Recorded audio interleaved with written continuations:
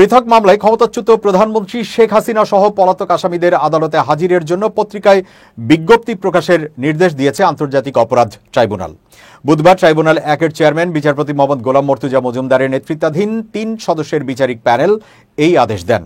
প্যানেলের অন্য 2 সদস্য হলেন বিচারপতি মোহাম্মদ শফিউল আলম মাহমুদ এবং অবসরপ্রাপ্ত জেলা ও দায়রা জজ মোহাম্মদ মহিতুল হক এনাম চৌধুরী। ট্রাইব্যুনাল সূত্রে জানা যায়, আওয়ামী লীগ সরকারের সময় টিএফআই জেআইসি সেলে সংঘটিত গুম, খুন ও জুলাই-আগস্ট মাসে সংঘটিত মানবতা বিরোধী অপরাধ সংক্রান্ত মামলার প্রেক্ষিতেই এই নির্দেশ দেওয়া হয়েছে। একই সঙ্গে গুম সংক্রান্ত 2টি মামলার পরবর্তী শুনানির তারিখ আগামী 20 নভেম্বর নির্ধারণ করেছে আদালত। এর আগে সোমবার সকাল 8টার পর 3টি মামলায় আনুষ্ঠানিক অভিযোগের ওপর শুনানি অনুষ্ঠিত হয়। প্রসিকিউশনের পক্ষে শুনানি করেন চিফ প্রসিকিউটর মোহাম্মদ তাজুল ইসলাম।